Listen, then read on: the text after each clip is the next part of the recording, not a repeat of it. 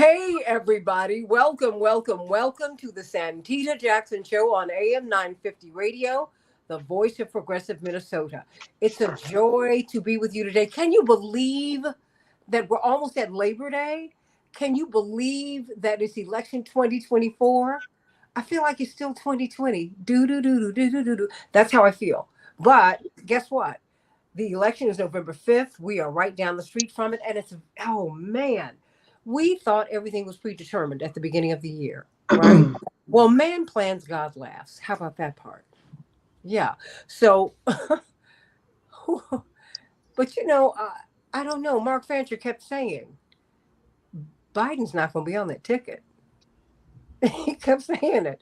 So, okay. So I guess your gifts of prophecy came on through. Or was it nasty politics? I don't know which.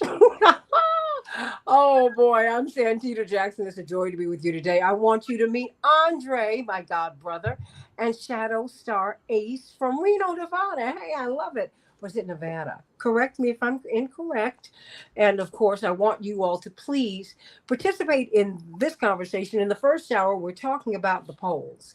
CNN um, this morning was reporting that Trump is doing better. Former President Trump is doing better in Georgia with younger voters slightly than Kamala Harris. I said, what?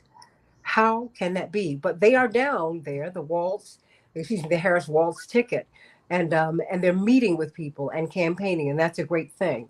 Hey, Bernadette, how you doing? That having been said, what's the deal? And who are people telling the truth in these polls? See, that's the thing, Attorney Janice Mathis, General Counsel for the National Council of Negro Women. I'm going to reach out to Sam Husseini and ask him to come on too, because we don't know how the questions are being posed either. I mean, there's just a lot going on here. Will white women actually vote for Kamala? And yeah, I'm putting it all out there. Someone who is gorgeous. Yes, yes. Someone who is brilliant. Someone who she has a habit of making history. Someone who's won statewide office in California, the most populous state in the country, twice as Attorney General and as a U.S. Senator. But it's the little things that can bedevil us, right? I think about all of the articles that I would read about my father growing up, because I'm reading a lot of things going back. First thing they talk about is what he looked like. Now, I took it for granted. I didn't really think about it, but now I can see that was part of the issue. And then as I grew up in media as someone on this side of the mic, as I got to know different people, I said, oh, I can see that what he looks like is a factor in how some of these people receive him. Think about that. And then, it's just there's so many pieces here that I'd like for us to unpack. I mean, before we even get to policy, people don't remember what you said. They remember how you make them feel. Come on now. People complain about Stacey Abrams' looks, and she's a beautiful woman. But she didn't have the look that some people wanted her to have. It's jacked up, but it's real. Please meet the Morning Stars on the Santita Jackson Morning Stars, mind you, on the Santita Jackson Show YouTube channel, everybody. Please thumbs up, everybody, please. Mike, Shadow Star Ace, Bernadette, Andre, thumbs up, everybody. Thumbs up. It helps us. It helps us to grow the show. We need you to like the show.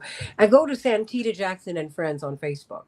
Santita Jackson and Friends. And of course, don't forget about X. At Santita J is my handle. In the second hour, we're going to be talking about dark money in politics. It is a big deal. 50 mega donors have pulled together, Attorney Mathis, $1.5 billion. AIPAC said, look, I'm spending $100 million. I have a fund for it. But now they've already spent $100 million. And they've taken out two of the brightest lights in the progressive caucus in the House of Representatives, Cori Bush and Jamal Bowman. But they got Congressman Levin out of Michigan before that. I mean, so what's going on? But they have been specifically targeting these progressives in this cycle, the squad, Black progressives. What's the deal? But it's not just AIPAC, everybody. It's dark money. that we've got to look at more broadly. And Representative Reynolds, I'm glad that you're going to be able to come back and talk with us about that. But Jim Narakis from Fairness and Accuracy in Reporting is going to tell us how inaccurately it's being portrayed in the media, that we don't know how serious all of this is. So I want you to come on and meet this wonderful panel. My usual suspects: Attorney Darrell Jones, chairman of the Transformative Justice Coalition. He is down in Georgia getting ready for yet another marathon. I don't know how he does it. And he brought Bailey along, but Bailey won't be jogging. I know that's right. Or biking.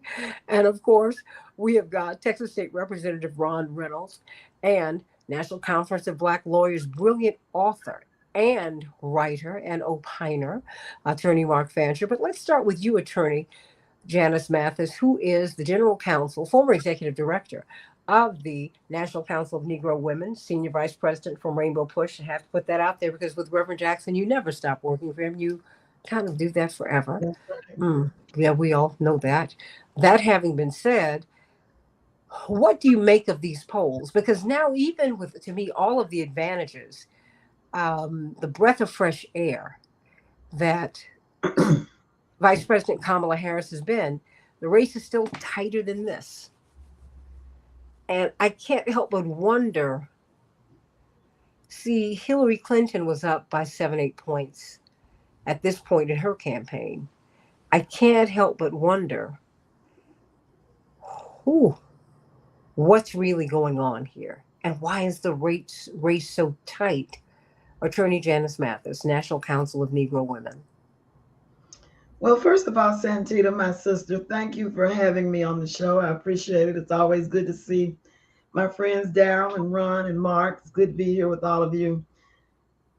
There has been a gender gap in American politics for a long time.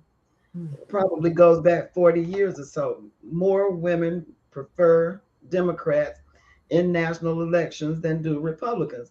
But that is deceptive. You have to go behind the numbers and say, well, when we say women, what are we talking about? Are we talking about urban women? Are we talking about Black women? Are we talking about college educated women? Are we talking about suburban women? And so while it is true that overall there is a gender gap, women tend to vote for Democrats, it is also true that white women, particularly suburban white women, have favored Republican candidates in every presidential election since 2000. And you can go back further than that. White women voted mostly for Democratic presidential candidates only twice: Lyndon Johnson and Clinton's second term. So I think that we overgeneralize and we forget that you got to count in that 89% of Black women who tend to favor Democratic candidates when you talk about how women vote. It's a lot more complicated than it seems. And then you add to that technology where you used to be able to buy phone directories of people, and people had home phones and they answered them and they responded to questions. Most people don't even have home telephones anymore, and there certainly is no telephone directory of cell phones. So we're hoping to catch people who don't do like I do, hang up when I realize that it's somebody calling to ask my opinion about something that I didn't request. And then finally, and I'll hush and listen. White women are like all other voters. They vote their interests. So when we see suburban married white women preferring somebody like Donald Trump, I throw up my hands and say, how could you possibly vote for somebody who wants to grab women? But there are other interests that compete with that. Their bodily sanctity, their bodily autonomy, that's one thing to vote for. But the security of your husband's job is something else for you to vote for. The privilege of whiteness is something else that will influence your vote. So it's not simplistic. I'm glad you're tackling this topic because I think it's way more complicated than it appears. And then there are people who simply don't want to tell you who they intend to vote for because on some level, perhaps they feel ashamed of who they prefer. Or they don't want to have the fight, right?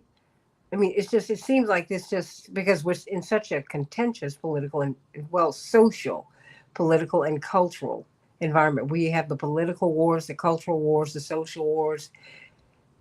Everybody's in really up in arms about everything, Attorney Mathis. I sat with a woman in Chicago at the convention who had resigned her job at the Anti Defamation League in order to convince white suburban women to vote with the Democratic ticket. I suspect she is an anomaly. I suspect that, like another woman was quoted as saying, I vote for Republicans to protect my sons and my husband's jobs because I know this party values whiteness in a way that the other party does not. All that diversity and inclusion works against my privilege. And I think we Hmm. just have to accept that for it's a hard truth, but I think there is a lot of truth in that sentiment. Hmm. So, what do you think, State Representative Ron Reynolds? Well, Santita, it's great to be on, and it's great to be on with your distinguished guests. And I certainly think that Janice had a lot of great points. I would add that there shouldn't be. I'm just going to start with the obvious, in my humble opinion. Take my partisanship out of it. If you look at character, this shouldn't even be a race, right? You're talking about someone with 34 felony convictions and a whole lot of other stuff that he said and done that is reprehensible to as the Republican nominee versus someone who has a distinguished record of public service from district attorney, United States senator, attorney general to vice president for 4 years with no scandals, right? It shouldn't even be a contest, but it is. And these polls are very close. And I believe that this election is going to be very close. This would not be a landslide election uh, by no stretch of the imagination. It's going to be won in the margins, likely in the swing states. And the popular vote doesn't even matter based on the electoral college. But the point is, I do believe that this race will even tighten up more as it gets closer to November 5th. The election. Now, we haven't seen the onslaught of negative campaigning that they're going to do against Kamala Harris and Tim Walz. They've only had drip, drip, drip about some military stuff regarding Tim Walz, but there's going to be an avalanche. There's going to be a lot of false negative advertisement. Dark money is going to be played into it. We have a lot of billionaires that are going to be weighing in to give Trump money to protect their interests. White privilege is real. Let's not be, like naive about it. White privilege is real. And so a lot of people will go in that booth knowing good and damn well that Kamala Harris is way more qualified and that she is the best candidate, but they will choose a President Trump. They will vote for him because they want more Supreme Court justices that favor them. They want more tax cuts for the wealthy. They don't believe in affirmative action. They don't want to see diversity, equity, and inclusion. They want to keep up this nonsense of critical race theory, right?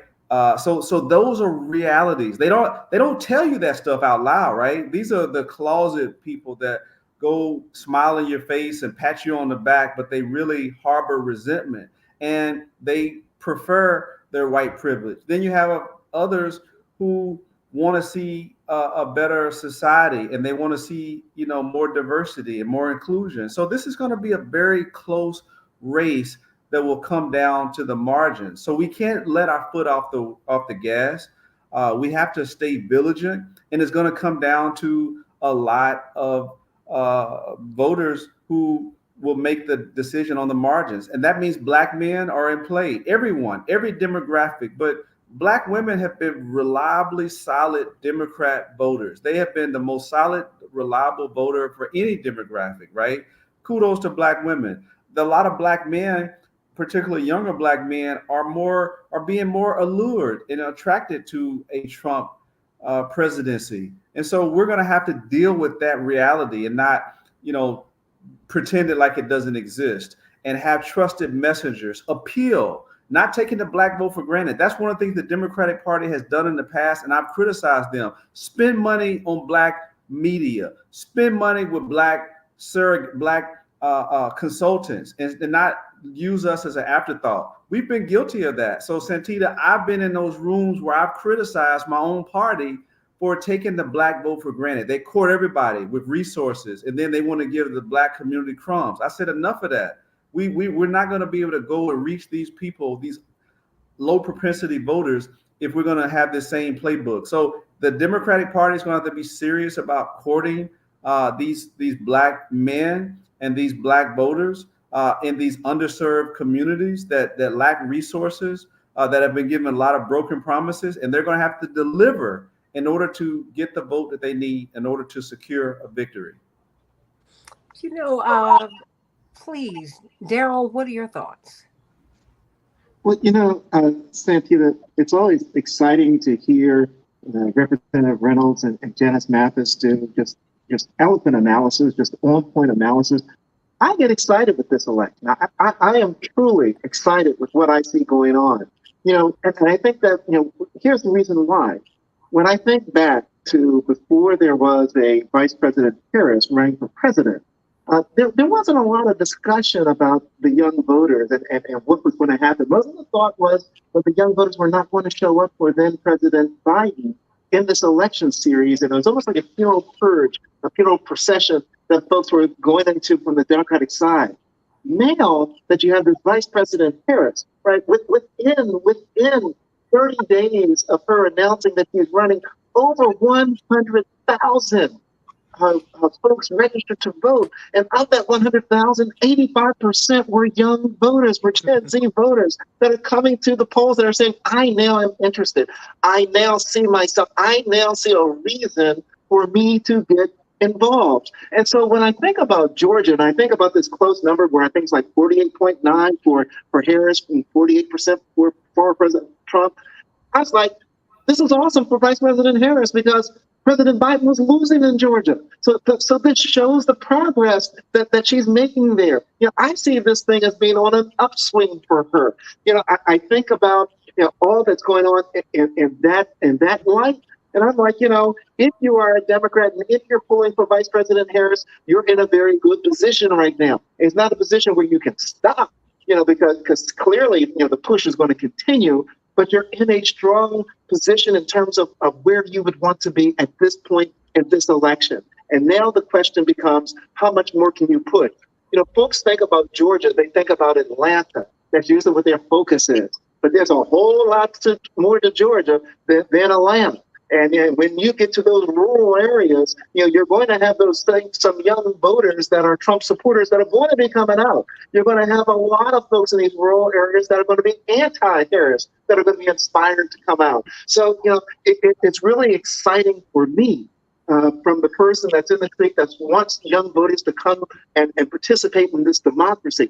I believe that, what we're seeing now is the power that can be exemplified of these young voters. And, the more they come to the polls, the more excited they are in getting involved and volunteering, the better I believe it is for overall democracy. And as we're moving into this college season, I think the Harris Walz ticket has like an 11-stage strategy that's focused on colleges and young voters that they're trying to implement to get them registered, to get them activated, to get them excited about this election series. So, I look at that and I'm like, wow, this is incredible. And I try to go off lightly with Janice Mathis because she knows the South better than anybody. And I know that she can tell you all about Georgia, Augusta, Columbus, what is it, Macon? And I probably Athens, yeah. There you go. See, those are those pockets that people aren't talking about when they're talking about Georgia. They think Atlanta, not some of the other surrounding areas that also have a tremendous impact in the state of Georgia. So, I'm excited about what I'm seeing from the young voters. I'm excited from what I see from these polls because it shows an engagement and a movement. If you're a Democrat pushing for Vice President Harris, it shows a movement now in that direction. And I think all of that is positive for her, Santita. Well, the question isn't whether that's not positive or not, because I think, number one, having her in the race clearly moves a lot of people. I want to know if people are being honest, because the only way that I think that we can win is, and maybe this is the Jackie Jackson in me and not the Jesse Jackson in me. I go, okay, now what else is going on here? See, because my mother, that drives my father crazy, but she is always going to do this. And I want to know, as important as that is, you're absolutely right, Daryl. Getting people engaged is so important. And now that's what we're seeing. But I want us to also be clear on what's happening on the other side and what's going to happen over the next 2.5, 3 months. Mhm. Um, doesn't mean that we should pull back, disengage, but we should be prepared for it. I mean, that's all I'm simply saying. And let's look at the history, because I Mhm. would be thrilled to see um, people be honest as they go into. I mean, when they're on the phone, and I'd love for people to be honest when they are engaged in conversation. I just don't think that they are, particularly people who support President Trump. Remember, 2/3 of his voters make $50,000 a year or more. This myth about him only getting poor whites, no, poor whites went to Hillary. Okay? That is no. And this man got 75 million votes. Don't sleep on Mhm. that piece. Biden is out of it. So that 81 million votes, I mean, I hope she's able to hold on to them. That having been said, I think I want us to look at all of that because for all of the great things that she is bringing to the campaign, it's still a dead heat. Mhm. So they're telling us. And I want to, because I want to see a vigorous, rigorous voter registration campaign. That has to happen. Um, and I want the Biden administration to chalk up the good things that they've done, the great things that they've done, which they still have not figured out those talking points. Really. I mean, all of that stuff has to happen. It's just a real big deal. But Attorney Mark Fancher, what are your thoughts? I mean, do you believe these numbers? And just overall, I mean, what do you make of how this campaign is playing out now? No, I believe the numbers, and the reason has a lot to do with what I think Sister Mathis was explaining. I think with respect to the to white rural, particularly, but white youth generally in Georgia, and for white people generally who tend to support Trump, this is and always has been about protecting whiteness. Mhm. They could care. They really don't care about Trump's character. They don't care what he says or does. They don't care whether he's inept. They don't care if he's criminal. They don't care. The only thing they care about is this a man who is going to reverse what we have been seeing in this country over the last number of years, and that is the encroachment on white privilege and white power in this country. And we need somebody who's willing to stand up against that. And this is the man who's willing to do it. And we really don't care about his policies. We don't care about anything other than the fact that he is committed to keeping this a white country. End of discussion. And I think that that's as true for young white people as it is for older ones because they're concerned about their future. And from everything that they've been told as they're growing up, they fear that people of color and immigrants and the others are going to take their opportunities, their educational opportunities, their employment opportunities, everything. It's being taken away and they need someone to stand up for them. And so this is the man. It doesn't matter what you do with him or what he does to himself. And I think that on the other side, the people who are not tending to generally be in the Trump cult, I think that people have underestimated the extent to which there has been an alienation or disaffection from the political process altogether. Uh, I think that you really can't undo a rising level of consciousness and understanding and awareness about certain realities in this country and with respect to its political process. You can fool people one time, but you can't fool them again.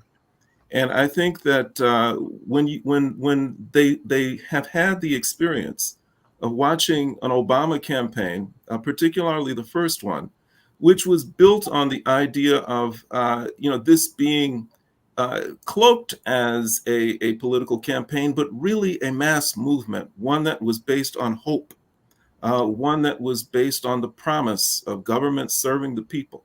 And then they have the experience of seeing that this man really was in substantively and on balance was no different from any other president that we've had in terms of his, particularly the ways in which he dealt with oppressed and marginalized communities and communities of color. It was really the same old story. And so while in many ways, from the perspective of many, he did not do anything that was terribly objectionable. I mean, I saw a lot of things that I found totally objectionable, but some didn't. It wasn't as though he was the Messiah that many people had hoped that he was. He seemed like a breath of fresh air. So now you have Kamala Harris who comes along, and they're trying to recreate that same type of vibe that he had, the same type of campaign that he ran. And I think a lot of people have seen that before. And this is happening at a time when so many young people in particular were so emotionally and so vigorously involved in trying to stop a genocide, with that was really the product of much of what Joe Biden was doing. And they have been able to watch the ways in which that issue, which was so close to them, has been pushed to the side, has been suppressed, if not silenced altogether, at the convention and otherwise. And I think that causes even further cynicism, distrust, and alienation from this entire thing. So I think it's comparable to, if they frequently use the metaphor of the Democratic Party having to court certain communities. Mhm. Well, if you want to break that down to the micro level, if you have a smooth young man who comes calling on a young woman, he's got his shoes shined and his pants pressed. He's looking the best that he can look, and she's overwhelmed by him at the door. And they walk out to the drive, and he says, "Look, baby, why don't you drive?" And so she reluctantly gets in the car, and then they get to dinner, to the restaurant, and he says, "Why don't you pick up the tab?" And then I mean, it's just a miserable evening. At the end of the night, she's not necessarily going to be fooled. This same young man who comes a courting the next time, I mean, he can come looking really, really good. But her consciousness has been raised. She understands the deal. And she's not going to just jump up and go out with this guy just because he's looking sharp. And you learned all that in law school, right? Oh! Well, okay, let's go with that. Yeah. I love that. Because I've not seen you tilt your head back like that, Attorney Mathis, in a long time. I said, "This is rich," because I wouldn't answer the door anymore. How about that? Would have left him at dinner with the bill. Oh, yes, I said it. Santita said it. Look, oh no, I was raised with gentlemen. I'll say this to you really quickly. My brothers, my girlfriends, and I went out with my brothers one night when we were in college, and everybody went into their little purses. I didn't go into mine, because everybody was going to pay for their portion of the bill. Remember Houston's in DC? It was real nice, kind of for college students, a little high end, but the food was delicious. So we used to go every chance we got. And my girlfriends and I ate. It was about 15, 20 of us at all these 4 or 5 tables we pushed together. And my brothers looked at her, looked at my girlfriends and said, "Oh, wait a minute, what you doing?" He said, we want to look at the bill. They said, "No, no, no, I don't know who you think you're out with. We got this. We got you tonight. Hello." One of my girlfriends who was already in love with one of my brothers, she just melted through the floor. Yeah, that's right. Melted through the floor. And I said, "That's right. I love it." Well, I mean, look, I just said, don't do the bait and switch on me, because that was also the other part of Mark Fancher's story. That's the blue no matter who thing. Just stop it. Because you've got to have some expectations. I was raised like that too.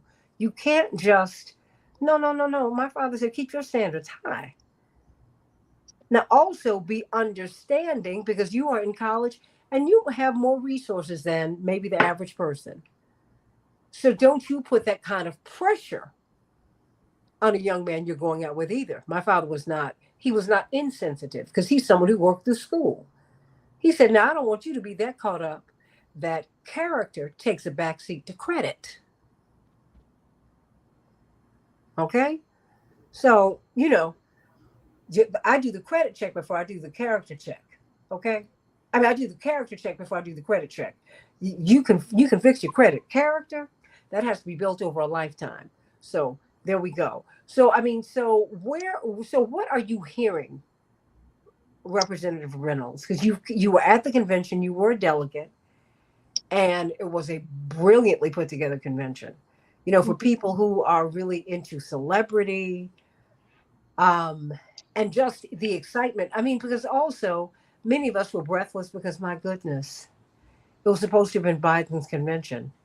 So we had whiplash by the time, as of 2 weeks, 3 weeks ago. You just didn't remember when we were together a few weeks ago Yep. in mid-July, and Yep. that this was the day Trump was shot, and Yep. so we were despairing over the election because it looked so bleak. Mhm. And then inside of what, 2 3 weeks, everything completely changed. So what are you seeing that change Yeah, on the Santita. ground? Let me tell you. First of all, being there in Chicago, to in your father's hometown, to see him get honored was quite a privilege. Both at Rainbow and then at the DNC, that was great to witness in person. The enthusiasm is undeniable. I mean, the euphoria, the excitement, the optimism. It was people were dancing, they were singing, they were high fiving, they were clapping. It was a great show of solidarity and excitement. We've seen a paradigm shift since Biden was our nominee, where there was a lack of enthusiasm, there was doom and gloom, a almost certain defeat to Donald Trump. And so we've seen now Kamala Harris and Tim Walz energized the Democratic base.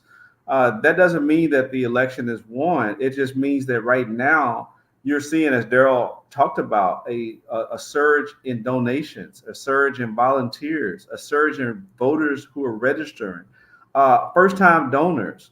It's been exponential. I saw a chart today that just was out. It was incredible. And so there is a lot of momentum and there is a lot of excitement. And so, and if they, but the thing is, uh, it has to be sustained. It has to be endured like a marathon, not a sprint, so that no one gets burnt out. And then before November 5th, there is voter fatigue already. So we need to sustain it. But right now, it is a game changer in terms of the mood that when we were together, in Vegas, talking about Biden and Trump. It was, I wasn't excited. I wasn't enthusiastic. I was a delegate. I was even contemplating, am I going to go to the convention? Do I That's really what want to I go to? mean. No, honestly, Because everybody was upset. I was like, I don't even know if I'm going. And then you could give tickets away. And then all of a sudden there was a scurry. Hey, can you give me some credentials? Hey, I'm trying to get a book a room. I even had people say, hey, I mean, honestly, I'm not gonna call them out, but can I borrow some money? I'm trying to go to the convention. Like, what? Really? They say, yeah, the rooms are high. Can you help me out? I mean, because this was new. They never even been to a convention. They were like, hey, I saw a lot of the Divine Nine wearing their colors at the convention. Not just AKAs, but everybody. There was a lot of excitement. I saw HBCU pride at the convention. So it's a space where a lot of traditional people haven't been at the table. Even for Obama, there was no Divine Nine really. Not It was some, but it wasn't like it is now. There was no HBCU. Michelle and Obama, Barack, they didn't go to HBCU. So it's just a different kind of It a resonates more deeply in the different culture. movement right now that I'm seeing, and there's a lot of excitement. Well, it resonates differently in the culture. Because that's what people don't understand when you've gone to an HBCU or when you have that in your history, as you do, Mark Fancher. There is a sense of ownership, a sense of pride. I remember as I was reading in First Lady Obama's book Becoming, when because she talked about me a great deal. We've known each other a long time, and she said, that my Harvard experience left me disappointed, deeply disappointed. I was like, no, I was accepted anyway. I said I was insulted because, see, my parents went to North Carolina A&T. Their neighbors went to Harvard. So who ended up in the same place? Mhm. Who had to run faster, further, harder? So no, because I don't think they produce superior product. So no, no, no. I don't even know how you misread that, because I don't. I didn't feel that way. I was insulted that you had the nerve to tell my mother that, "Oh, you ought to be excited, Mrs. Jackson. She got in despite your husband, huh, Mark? I mean, No. what? I mean, so no, so that's what. So when you see the HBCUs and that excitement, that kind of resonance in the culture, that is important. But every action merits an equal and opposite reaction. Those laws of physics are real. Something else is going on the other side, and that is not being examined in the corporate media. Mark Fancher, Daryl Jones, Representative Reynolds. No one's talking about that, and that to me is foolish, if not a little dangerous, because then you don't quite know what you're up against. Attorney Mark Fancher.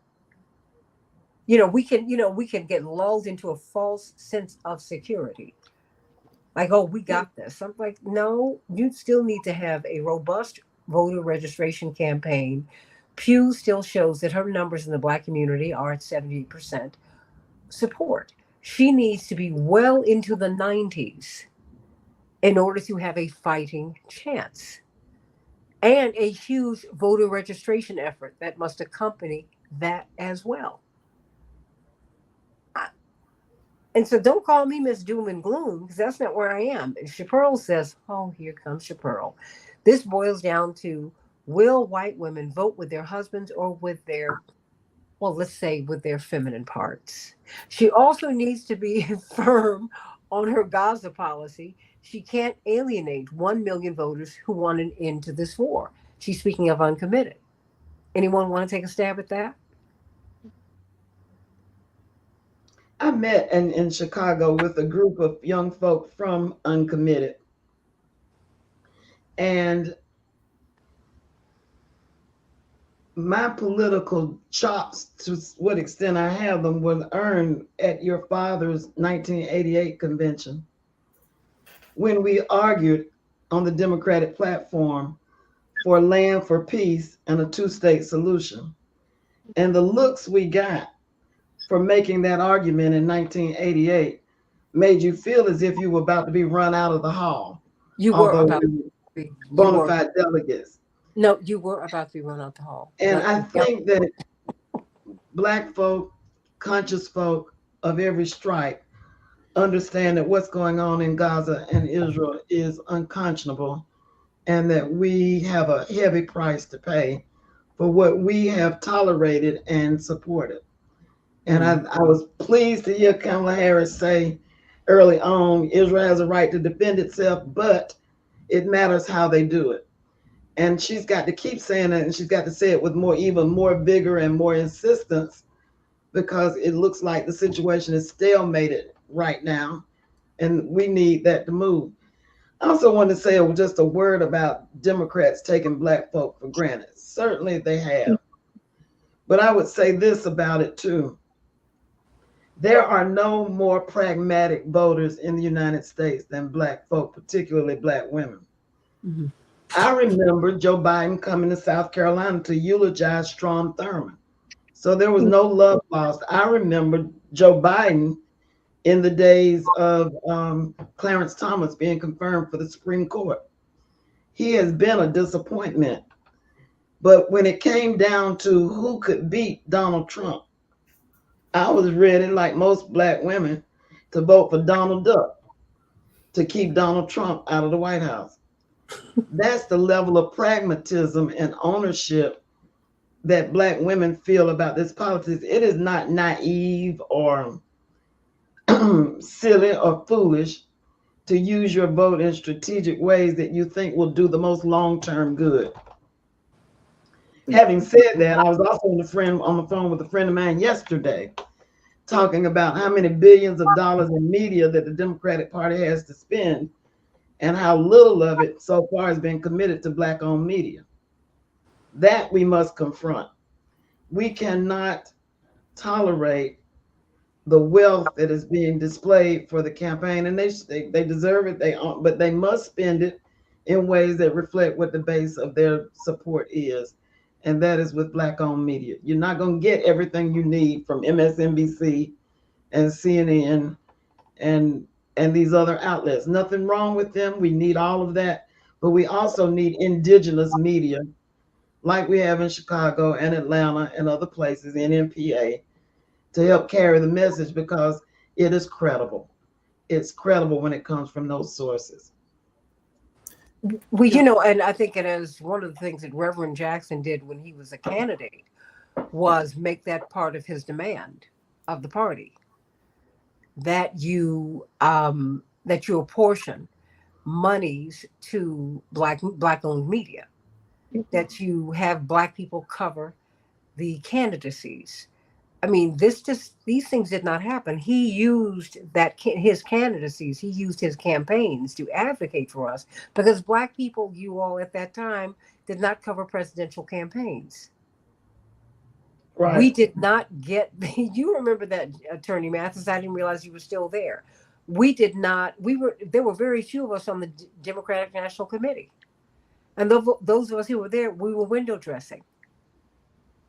You know, I mean, you had one or two, you had like Dick Hatcher, you know, Marion Barry, who were very vocal and who pushed. But for the most part, that was not, these were not people who pushed. Richard Hatcher, by dint of um, his historic space, being the first Black mayor of one of the major American cities before white people ran out of Gary and created Merrillville, Indiana, and Marion Barry. I mean, these people also pushed, and pushed because we've always had to do that with the party. But so I mean, so where do we go from here, Attorney Darrell Jones? Because you know, in addition to everything else, we've got to get people. We've got to protect the vote, but we've got to have a robust, I think, voter registration program. We've got to get more people registered to vote. Yeah, no, you're 100% on point, Santita, with regards to getting more people involved, more people registered, and not just registered, right? Because registration is just a part of it. They've got to actually make it to the poll and vote, because that's a big missing part. We oftentimes focus on registration, but we fall behind when we start talking about getting that voter to the poll to actually vote. And that's huge. Like one of the things that we have going on is that we're doing a concert series that are geared toward 18 to 35-year-olds in like 10 different states around the country. And that whole concept is getting them registered, getting them excited, and getting them active, volunteering out there and campaigning and in the front to get people, their generation, Gen Zs, get them to the polls to actually vote. One of the things that I was listening to Janice talking about the investment in the Black community, the investment into Black media. One of the things that the DNC did that was really good, that I think is really going to change, because we got to remember, we're in a new day, right? It's not just Black radio if you're trying to reach the Gen Z. You've got to start thinking social influencers. You got to start thinking of those that have their pages on, whether it's TikTok or wherever it is, that have these large followings, these social influencers that have the ability to encourage people to register and go to the polls. And that's one of the things we saw actually happening at the DNC, is that one of the young brothers I was talking to has this, 50, 60,000 followers on his YouTube or whatever it is that he's on, but he's the social influencer. And we've got to be certain, I think, one of the steps has got to be to take the non-traditional steps to reach our young voters and to reach our other voters where they are, because they're not watching the MSNBC. That's a different generation that's watching that. Different generation that's watching CNN. They're going to be more in tune with some of the other social media platforms where they're getting their news, where they're getting their information, where they're believing, the people that are talking to them. So I think that a part of what needs to happen now is that there has got to be steps that are taken, and we still need to do the traditional door knocking and all that other traditional steps that we take. But we've got to be certain we're taking these social media steps to meet these young voters and some of the other voters where they are on their social media platforms. So I think that's incredibly important, and I'm hoping that that the Harris campaign certainly is taking note of that and is reaching out, as I believe they are in that avenue. But that's a huge part of what we need to be doing right now. We've got to be. It's what did Malcolm say? I'm not going to fight you on one front. I'm going to fight you on every front. We got to be certain that we're coming at these voters from every front. Any front we can to get people to the polls, that's where we need to come from. And that's why, we'll do the door-to-door, we'll do the concerts, but we'll also look for those social media influencers to encourage folks to get to the polls. That's what I think needs to be done right now. And let's not lose sight that, we're not looking at a popular vote. Everyone's talking about, the popularity. This has got to be strategic. We've got to be looking at electoral colleges, because it's the electoral colleges that will determine the presidency, not the popularity and the popular vote of the candidates, Santita. Hey, Chaparral, to your point, says Black youth don't know Kamala, so they must spend with Black media. They know Trump and view him as a celebrity, because America is a celebrity driven society. That's what we're into that. Texas State Representative Ron Reynolds, before we go into the next hour, talking about the role of dark money. It is real, everybody. 50 mega donors, $1.5 billion. This is a multi-billion-dollar campaign. You've got to have $1 million to get a seat in the lower house of representatives in Washington. We've got to talk about this. Got to talk about it. Because now the corporate media are not telling you the truth, the whole truth, and nothing but the truth. But I mean, what's the path forward? I mean, because Lorraine said we need to vote like we're losing. Not in your heart, but when you know that you are behind, you run harder, you run faster. You do what Sha'Carri Richardson did in that race. When she got that baton, she was at the back. She just grinded it out, and then she looked to her right and said, "Yes, sis, I've passed you." Oh, I love that girl. Yes, she did. I was like, "Ow, I love it." Texas State Representative. Texas on Dallas, Texas on superstar Sha'Carri Richardson. Love her. Yeah, she's amazing. But Santita, to that point, I'm gonna agree with my frat brother Daryl that we have to utilize different modes of communication. It can't be the old playbook and the old consultants. We have to go with the times. We have to, go with influencers. We have to go with trusted messengers. And I don't want to hear, I mean, no offense to anyone, but I don't want to hear, some white person, a non-black person that I have no connection with telling me what the Black issues are. I don't want to, that doesn't work for me.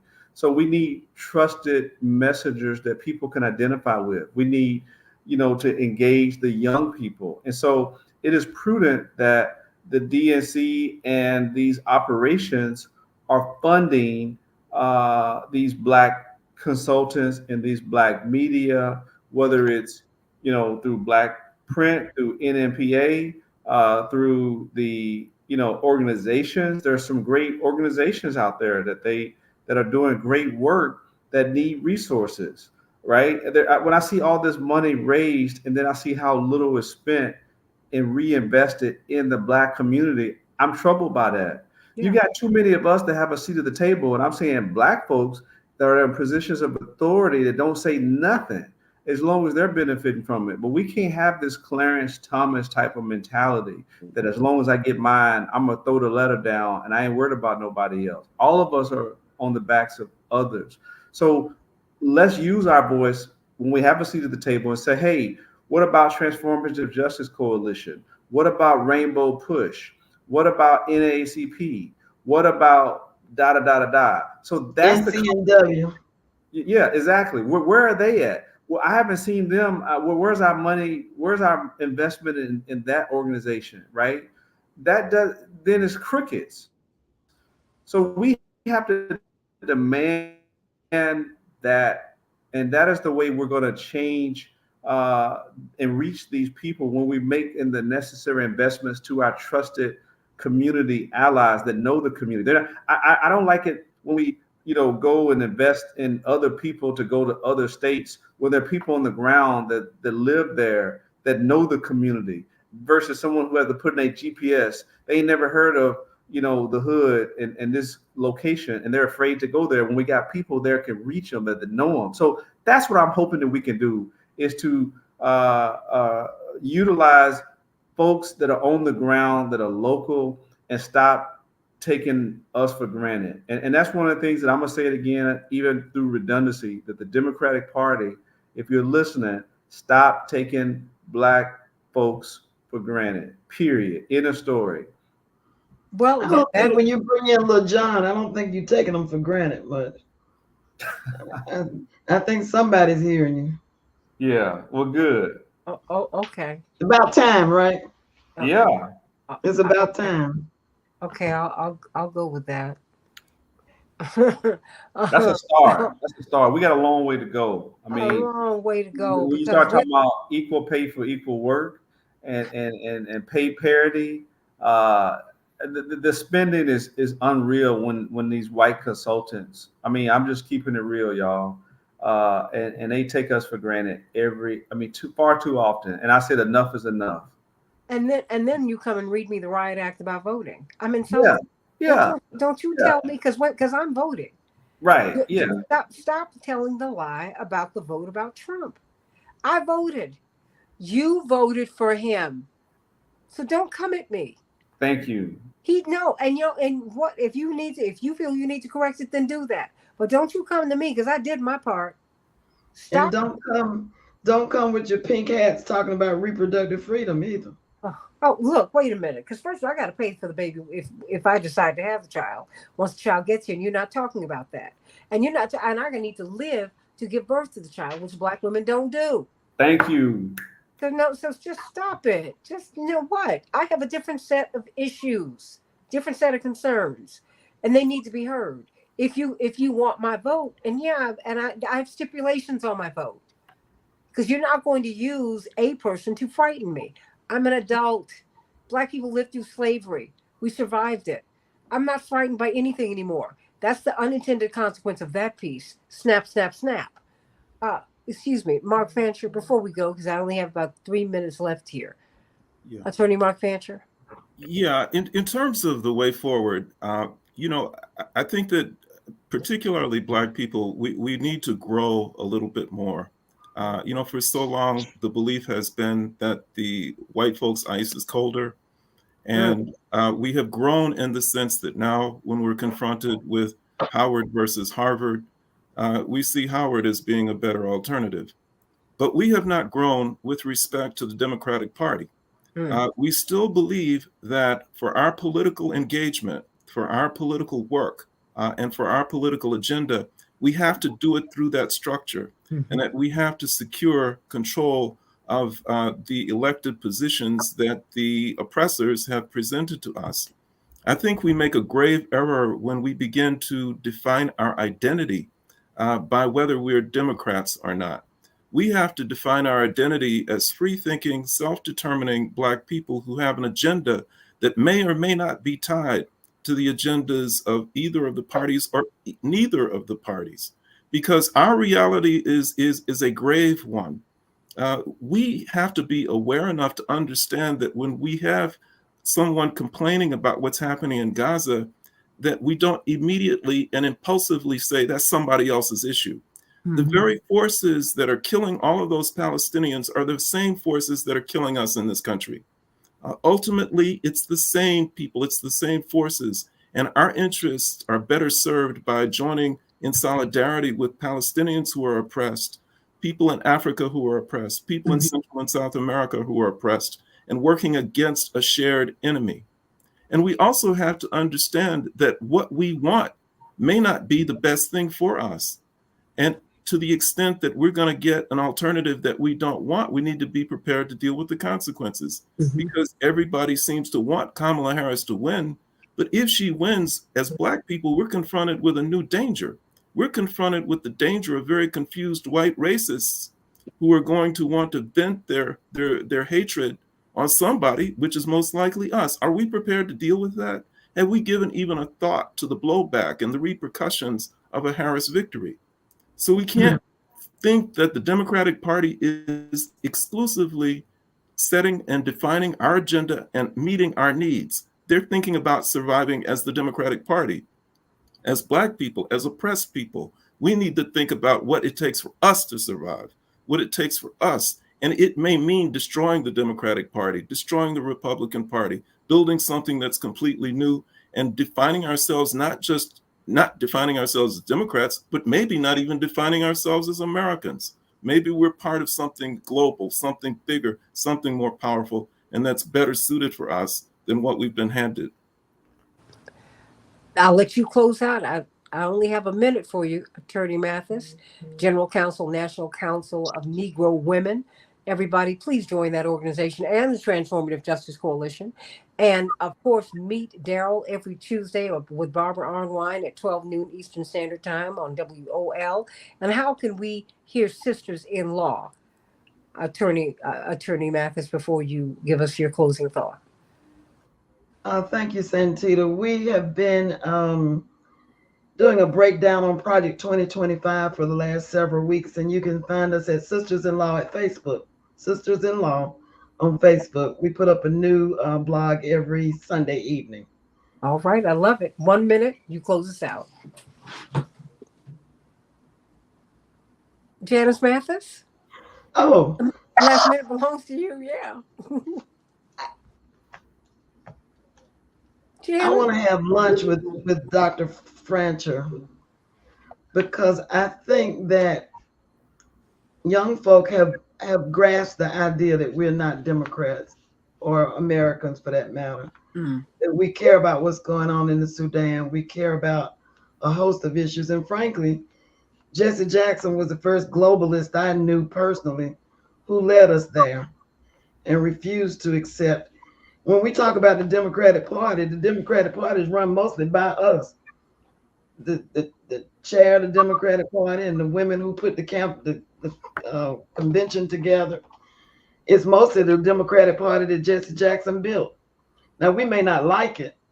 It may not be sufficient, but we sure are responsible for a big chunk of it. Well, the thing is, though, it wasn't just a phenotypic change Reverend was looking for. He was looking for a philosophical change. So part of the work is done, right? But so it's good to have Black faces in high places. But, we got Bernie Sanders came with us too. Jim Zogby, Willie Nelson, Chris Christopherson came. Oh, it was always multicultural. It was never about being Black. It was about being right. That's and I want us to get there. I want us to get there because we're not there yet. We're very excited about being the first and sometimes the only or among the few, but we got to get to ending oppression, ending war, establishing peace, creating a floor beneath which no human being should fall. We got to get there. And we can't stop pushing until we get there. And I know you're there because that's one of the things you were fighting for. That's why Reverend threw you into the deep end of the ocean and had you, okay, Janice, you do it. Work with these rules and make it happen. And so we want to thank you for that. But everybody, let's get over to the next hour and let's talk about some dark money. Sister Mathis, if we go to lunch, I'll pick up the tab. There you go. Oh, no, he didn't. Fair enough. Oh. Fair enough. He's the man. I love this man. I love you guys. You all just as crazy. I love this show. I love you all. I don't know what I'm going to do with it. I just love all of you. Everybody, get over to the second hour. Come on, Texas gent. Let's go on. Let's do this thing. Let's do this. I like that in you, Mark. Cha-cha. Thank you. Cha-cha. Go on and jog. Go on and do your thing. Mwah.